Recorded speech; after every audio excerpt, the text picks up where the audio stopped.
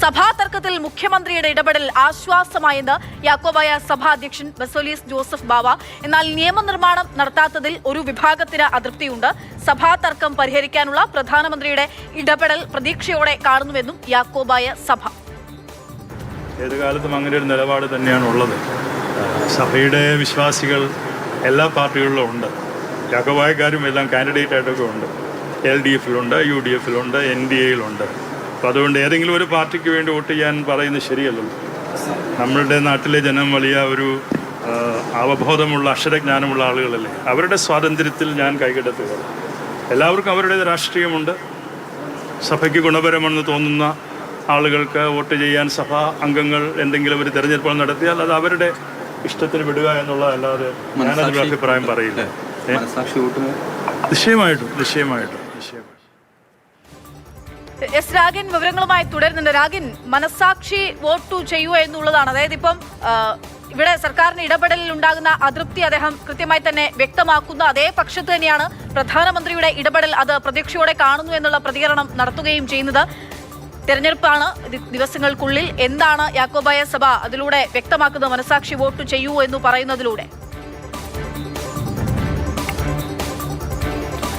അതായത് മുന്നണികളുടെ സ്ഥാനാർത്ഥികളായി വന്നിരിക്കുന്നവർ ഈ സഭയിൽപ്പെട്ട പല ആളുകളുമുണ്ട്. പല ആളുകളും ഈ മുന്നണികളുടെ സ്ഥാനാർത്ഥികളായി വന്നിട്ടുണ്ട്. ഈ ഘട്ടത്തിലാണ് മനസാക്ഷി വോട്ട് എന്ന ഒരു കാര്യം പറയുന്നത്. അത് വിശ്വാസികൾ തന്നെ സ്വയം തിരഞ്ഞെടുക്കൂ എന്ന തരത്തിലാണ് അദ്ദേഹം ഈ കാര്യങ്ങൾ പങ്കുവയ്ക്കുന്നത്. എന്തായാലും അതിലൂടെ അന്തർലീനമാകുന്ന മെസ്സേജുകൾ അത് ഏത് തരത്തിൽ വിശ്വാസികൾ വ്യാഖ്യാനിക്കപ്പെടുമെന്നുള്ള കാര്യം ഈ കഴിഞ്ഞ കുറച്ച് നാളുകളായി ഈ സഭാ തർക്കവുമായി ബന്ധപ്പെട്ട് വിവിധ സർക്കാരുകൾ എടുത്ത സമീപനം, അതുമായി ബന്ധപ്പെട്ട കാര്യങ്ങളടക്കം വെച്ചുകൊണ്ട് കൂട്ടി വായിക്കേണ്ടതാണ്. അതോടൊപ്പം തന്നെ മുഖ്യമന്ത്രിയുടെ ഇടപെടൽ ആശ്വാസമായി എന്നൊരു നിലപാട് കൂടി തന്നെയാണ് അദ്ദേഹം സ്വീകരിക്കുന്നത്.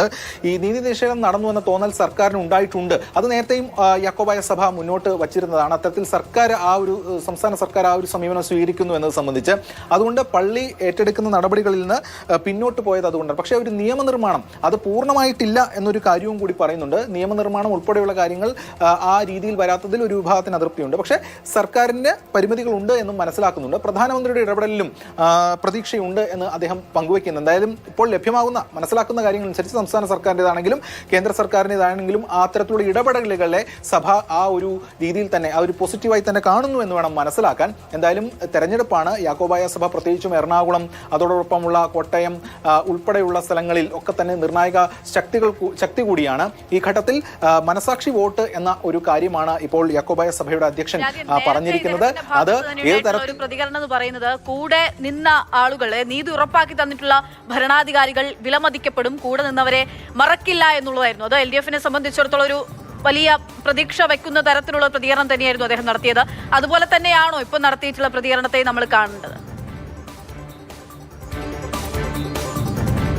അതായത് മനസാക്ഷി വോട്ട് എന്ന് പറയുമ്പോൾ അതിന് കൃത്യമായിട്ടുള്ള നിലപാട് പറഞ്ഞിട്ടില്ല. പക്ഷേ ആ മനസാക്ഷി വോട്ട് എന്ന രീതിയിൽ കാര്യങ്ങൾ പറയുമ്പോൾ കഴിഞ്ഞ കുറേ നാളുകളായി ഇപ്പോൾ സർക്കാരൊക്കെ തന്നെയാണെങ്കിൽ സംസ്ഥാന സർക്കാരിനോട് യാക്കോബായ സഭ അടുത്തു നിൽക്കുന്ന ഒരു സമീപനം തന്നെയാണ് സ്വീകരിച്ചു പോരുന്നത്. മാത്രമല്ല ഈ പള്ളി ഏറ്റെടുക്കുന്ന അടക്കമുള്ള നടപടികളിൽ സർക്കാരിന്റെ ഭാഗത്ത് നിന്ന് അത് യാക്കോബായ സഭയ്ക്ക് ഗുണം പകരുന്നതായിട്ടുള്ള ചില നടപടികൾ ഉണ്ടായിട്ടുണ്ട് എന്ന് വിശ്വസിക്കുന്ന ഒരു നിലപാട് കൂടി അവരുടെ ഭാഗത്തു നിന്നും വന്നിട്ടുണ്ട്. അപ്പോൾ ഇതൊക്കെ കൂടി കൂട്ടി വായിക്കേണ്ടതായിട്ടുണ്ട് ഈ ഘട്ടത്തിൽ. പ്രത്യേകിച്ചും ഒരു തെരഞ്ഞെടുപ്പ് അടുത്ത് നിൽക്കുന്ന ഘട്ടത്തിലാണ് ഈ ഒരു മെസ്സേജ് വന്നിരിക്കുന്നത്.